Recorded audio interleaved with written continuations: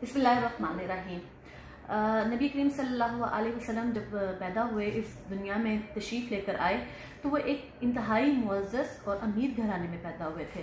लेकिन जो जो वक्त गुजरता गया और उम्र बढ़ती उनकी गई, तो उन्होंने ना सिर्फ बिज़नेस सीखा, बल्कि इर्द गिर्द का माहौल जब उनको महसूस हुआ कि वहाँ पे अमीर को गरीब को बराबरी नहीं दी जाती और इसी तरह काले को गोरे के साथ बराबरी नहीं है, तो नबी करीम सल्लल्लाहु अलैहि वसल्लम जब दीन इस्लाम को फैलाने लगे तो सबसे पहले उन्होंने इस जागीरदारा जो निज़ाम था, कबायली सिस्टम, फ्यूडल सिस्टम, जो अपने आप को जैसे बादशाह कोई था और वो अपनी रायत के साथ बराबरी का सलूक नहीं करता था, तो उन्होंने इस निज़ाम के ख़िलाफ़ जो है वो ऐलान जहाद किया था।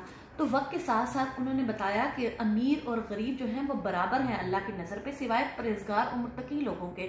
लेकिन हम लोग पिछले 1400 साल से हम अपने आप को मुसलमान तो कहते हैं, लेकिन मुसलमान सिर्फ हम लोग कलमे की बुनियाद पे ही शायद अपने आप को कह रहे हैं, लेकिन हम लोग वो निज़ाम, वो सिस्टम नहीं ला सके जिस सिस्टम को नबी करीम सल्लल्लाहु अलैहि वसल्लम 1400 साल पहले लेकर आए थे। आज भी आप अगर देखें तो पाकिस्तान में कबायली निज़ाम अभी भी अरूज पे है। इसी तरह आप देखें सिंध वाली साइड पे जागीरदाराना निज़ाम है और बहुत सारे ऐसी जगह हैं जहाँ पे अभी भी कबायली, बलोच और सरदारी निज़ाम अभी भी चल रहे हैं, जिन्होंने गरीब लोगों को और ज़्यादा पसमानदगी की तरफ लेके जाया गया है। तो मैं आज कहना ये चाहती हूँ कि जिस तरह से पिछले कई दिनों से शोर मचाया जा रहा है कि बच्चियों के रेप होते हैं और अब तो ख़वातीन के भी रेप हो रहे हैं, बूढ़ी औरतों के भी रेप हो रहे हैं, तो बेसिकली जो है वो हमें समझने की ज़रूरत है। बहुत सारे लोगों ने कहा कि आप इनको जो है वो फांसी की सज़ा दें। मेरे ख्याल से जब ज़ैनब का केस हुआ था 2017 में, तो उसका जो बच्ची का कातिल था उसको सजाए मौत दी गई थी। लेकिन हमने देखा कि पिछले 2 सालों में मज़ीद ये केसेस जो हैं वो बढ़ते जा रहे हैं, लोगों के अंदर से खौफ ख़त्म हो चुका है और लोग मज़ीद फ्रस्ट्रेशन का शिकार हो गए हैं और इस किस्म के जो वाक़यात हैं वो रोनुमा आए रोज़ हो रहे हैं। तो 3 दिन पहले हम लोगों ने देखा कि मोटरवे पे एक औरत के साथ जो है वो रेप किया गया और उनके साथ काफ़ी ज़्यादती की गई। तो मेरा बहुत सारे लोगों ने ये मशवरा दिया कि इनको फांसी लगाई जाए, शरीयत का निफाज किया जाए। बिल्कुल शरीयत का निफाज होने की ज़रूरत है, लेकिन उससे भी पहले मैं एक और बात कहना चाहती हूँ कि आप 4-5 लोगों को फांसी लगा भी देते हैं सरेआम, तो खौफ तो फैलेगा, इससे कोई शक नहीं है। लेकिन आप पार्लियामेंट के अंदर जो है वो आप शरीयत का जो निज़ाम है उसको लाने के लिए आप इस चीज़ की प्रैक्टिस भी करें। लेकिन हमें जो सबसे मेन जो चीज़ ज़रूरत है वो नबी करीम सल्लल्लाहु अलैहि वसल्लम का लाया हुआ दीन लाने की ज़रूरत है और लोगों को एजुकेट करने की ज़रूरत है। एजुकेशन ये नहीं है कि आप स्कूल में जाएं, कॉलेज यूनिवर्सिटीज़ में जाएं। एजुकेट करने का मतलब ये कि आप उनको बताएं कि नबी करीम सल्लल्लाहु अलैहि वसल्लम जो दीन लाए थे, अल्लाह का जो दीन लाए थे, उसमें ज़ना करना दुनिया में सबसे ज़्यादा बुरा अमल समझा जाता है। और आप ज़ियाउल हक का जो दौर देख लें, उसमें वही निज़ाम था कि 70 कोड़े मारे जाते थे। लेकिन हम लोगों ने क्या किया कि हम लोग उस दौर से ऐसा निकले कि हम लोगों ने सिर्फ इस्लाम को इस चीज़ पे ला के खड़ा कर दिया है कि औरत जो है वो हिजाब पहने, अपने आप को कवर रखे तो ही वो रेप से बच सकती है, और या मर्द दाढ़ी रखे तो ही वो मुसलमान है। ऐसी बात नहीं है।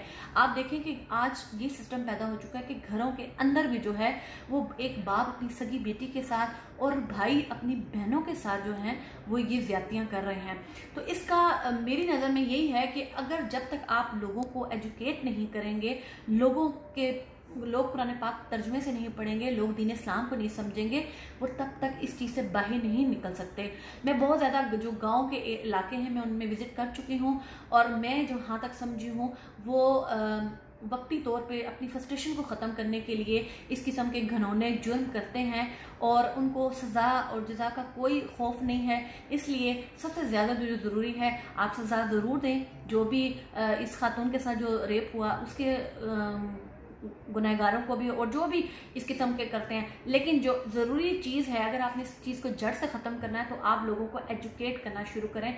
ये बहुत ज़रूरी अमल है, वरना ये जुर्म अगर आप फांसी के खौफ से ख़त्म भी हो जाते हैं, लेकिन ये घरों के अंदर जो हैं वो रहेंगे और बच्चियां जो हैं ख़वातीन जो हैं वो अपनी इस जो घरों के अंदर ये इस किस्म के रेप और ज़्यादतियाँ हो रही हैं वो उन पे बात नहीं कर पाती, बता नहीं पाती, शर्मिंदगी के वजह से और अपने घरों में जो मौजूद मर्द हैं उनके खौफ की वजह से। तो मेरा ख्याल से एजुकेट करने की सबसे ज़्यादा ज़रूरत है। औरतों को कॉन्फिडेंट होना चाहिए कि अगर हमारे घरों में ये सब कुछ हो रहा है तो हमें इसके खिलाफ मुत्तहिद होकर आवाज़ उठानी है। और आए आप और मैं, हम सब मिल के कोशिश करें कि जो बात गलत है अपने घर में से शुरू करें, अपने बच्चों को एजुकेट करना शुरू करें। और हम सबकी जिम्मेदारी बनती है कि माशरे में लोगों को एजुकेट करें कि ये चीज़ इंतहाई गलत है। ना सिर्फ इस्लाम हमें इस तरफ गलत बताता है बल्कि माशरती और अखलाकी तौर पर भी किसी के साथ उसकी मर्ज़ी के ख़िलाफ़ जुर्म करना कितना बड़ा गुनाह है। शुक्रिया, जज़ाकल्लाह।